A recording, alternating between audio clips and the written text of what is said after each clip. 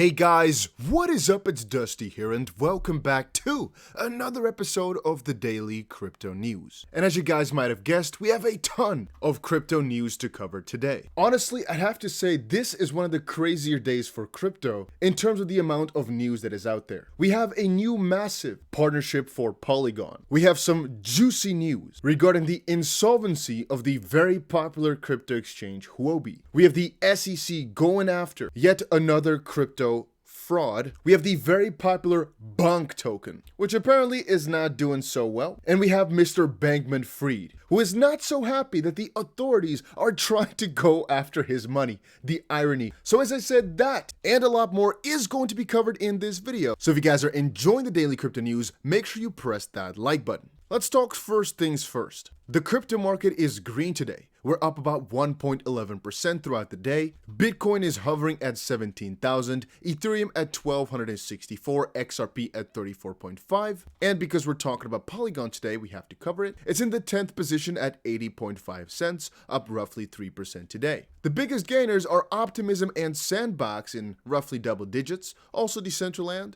another metaverse coin, is in the double digits plus. And ironically, the worst performing is a Neutrino USD, something I have never used before. Yeah, I'm actually not so sure how this coin is still on the top of the top when it's not been performing at all for a ridiculously long amount of time. It literally lost its peg so long ago that I don't really understand why it's still alive at all. But I digress. Let us quickly cover the story of Mr. Sam Bankman-Fried. He tells the FTX debtors to leave his Robinhood shares alone. This individual, and this is one of the most fun things I've read in a while, even though it's not really funny, is telling the authorities to not touch his money. Now, the irony is level 1000 as of this point, but Mr. FTX, Mr. Sam Bankman-Fried, has filed a court action seeking to block debtors from taking control of his $450 million stake in brokerage Robinhood.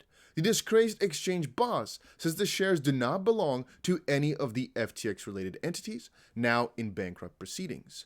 And I should quickly add and state that many people have said that even this was bought over the bodies of different companies. I'm not sure exactly what company, I believe it was BlockFi, said that FTX was only able to buy this, well, actually in reality Sam Bankman-Fried, because of some shady deals. And funny enough, the lawyers for the disgraced exchange boss argued the shares do not belong to any of the FTX-related entities now in bankruptcy proceedings, and that Bankman-Fried needs the money to fund his legal expenses, according to a court filing dated Thursday. So for anybody that cannot read between the lines, a lawyer says they should not take his money because he needs to pay the lawyers.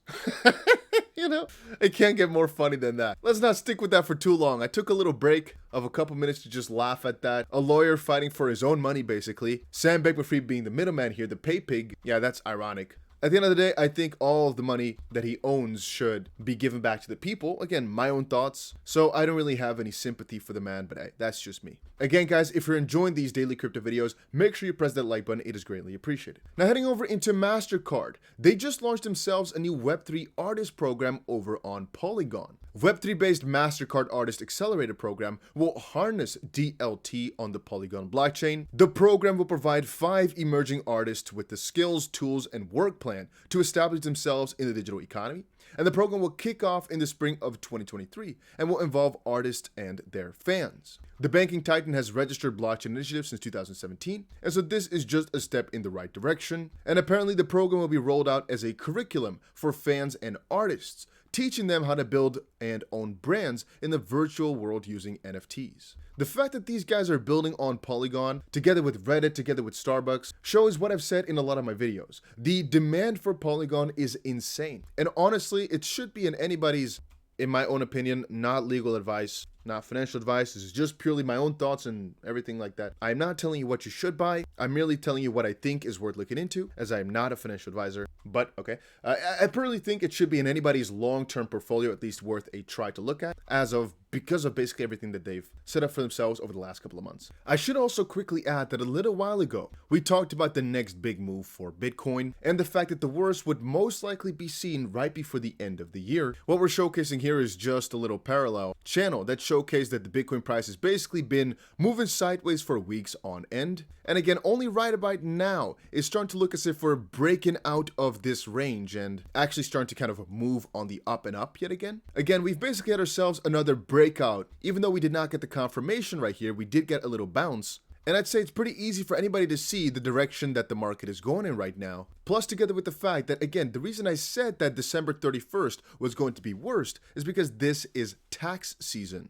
People usually sell off most of their money, or most of their, I should say it differently. People want to pay off their capital gains with a lot of money that's generated right before the end of the year because, well, at that point they notice, hey, I owe this much. Potentially let me take some losses, potentially let me take some extra profits to be able to afford all this. Of course, whenever you take profits, you have to pay tax on that yet again. But once the new year starts, usually even though advertisers have less money, you can literally see the shift where this was the basic trend right before the year, and then once the new year started, this has started to become the new trend.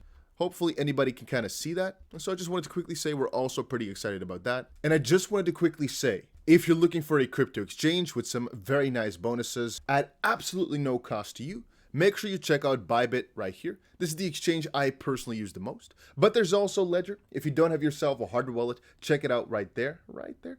Also, guys, and this is also important to say, I should keep saying these things more often because people are not taking the time to look into this. It is extremely important you safeguard yourself in 3 different ways. 1, always use a VPN. Just literally always. There's also a link for it down below, but just always have a VPN on if you can. It's just the most important thing you can do to keep yourself online. Then again, also keep your coins safe, which is why there's always a link to Ledger, which are hardware wallets where you can store your crypto safely on. Also stay with the exchanges that, well, you trust the most, which is why I also have Bybit on there. It's the exchange I personally use all the time, and it's the exchange that I love the most. And usually, they got themselves very cool bonuses, which means you can get thousands of dollars at no cost for basically depositing or getting into the platform. They have this, so you're obviously more incentivized to use them over any other platform. Every exchange does this, and usually it's just a way off of which exchange has the best bonuses for me to join. And right now, it's by far Bybit is the best. So just check it out. A link will be down below. And talking about some exchange troubles, there's an interesting article that just came out about Huobi. As you guys might remember, Huobi just laid off like 20% of its staff, I think yesterday or the day before. It's also been rumored that Justin Sun was moving like hundreds of millions of dollars off of Binance or around Binance. That was a little interesting thing. Apparently he's transferred $100 million into Huobi amid insolvency rumors. Apparently this all comes from Justin Lend, a lending platform on Tron. Huobi is under scrutiny as it undergoes a restructuring program following the acquisition by Justin Sun. And again, this is not necessarily bad that they decided to let go staff, because it might be akin to what Elon Musk did when he took over Twitter. Let go of all the useless, and so potentially this money is being put into, well, create new ventures or whatever. Reuters reported that employees of Huobi have been asked to take their salaries in stablecoins, and so maybe that's what they're doing all this for, right? Again, this is not necessarily bad. It might actually be a very good thing. I don't really use Huobi. The reason I don't is because when I tried it, which I did even do yesterday again, there's just too many buttons you press where all of a sudden all the text is in Chinese. Yeah, and I don't really mess with that too much. I think you guys will agree with me, but if you can't all of a sudden read anything that's in front of your screen when you're trying to withdraw some or deposit some, I don't like it too much. So yeah, it's not really my type of platform. Now that we're talking about things that I don't really like, hey, take a look at this article right here. The SEC charges a team behind CoinDeal crypto fraud that promised 500,000 times investment returns. Apparently there was a crypto fraud CoinDeal, a $45 million fraudulent crypto investment scheme. The regulator explained that the defendants falsely claimed that CoinDeal would generate investment returns of more than 500,000 times for investors. I should quickly say, if you read that they're promising 500,000x and you're like, yeah, that sounds like a good idea, might be time to reconsider whether or not investing is something for you. I've said before, we around the channel. And by the way, let me actually, before I move on, quickly, Do you guys prefer Telegram or Discord? I want to talk a lot more with you guys directly, and we can either do live streams or, well, we can do live streams, but supplementing it with either Telegram or Discord. Like, for example, now, I want to say team, right? Because very often I look for gems, but a lot of you guys send me good cryptos as well to talk about. But where should this team be based? Discord or Telegram? Let me know down below, by the way. I digress. We, in the DustTBC team, often talk about gems. We often find gems and we invest in a lot of gems. You have to understand, however, that is mostly on the basis that if we do multiple, some will pop off like crazy, and with a multiplier of maximum 500x. That's one of the best deals I've ever had, was 450x, meaning if you put in $1,000, it returned $450,000. I've actually had that before, so that's possible. But if something is returning or promising me 500,000 times my money, yeah, I'm not so convinced. From the perspective of why am I covering this? First of all, watch out for these type of things, and second of all, this is why SEC as an entity, even though they're garbage in my opinion, in the Ripple versus SEC lawsuit, they're not a complete bad entity, as they are going after bad actors. And if they just did more of this, going after bad actors, supposedly, then, well, the behemoths that are quote-unquote good for the investment climate, like Ripple, yeah, I wouldn't be that angry with them. And then, what everybody's been requesting like crazy, Bonk, what's going on with that, Bonk? When I made a video about Bonk a couple days ago, man, my comment section was absolutely filled with people talking about how amazing this cryptocurrency is. Yeah, the cryptos just dropped a ridiculous amount of percent, and I don't really know why people are so ridiculously excited about it, but two things are going absolutely trending on Twitter: Pi Network and Bonk. Absolutely crazy over on Twitter. Again, it's just memes over on Solana. People are going crazy about it. But it seems that a lot of people have taken some massive profits from this, similar to how it kind of happened with Shiba. And again, it's kind of good that memes like this are popping off yet again, because together with the fact that it's the new year, together with the fact that things are slowly but surely increasing again, this might be the time where just cryptos turn back around. It might not be too far away. But hey, that's just a theory. Guys, as I said before, if you're looking for an exchange to trade on, make sure you check out the description below. Also check out the hardware wallet from Ledger and the VPN from NordVPN. And I'll see you guys again in another crypto video later today.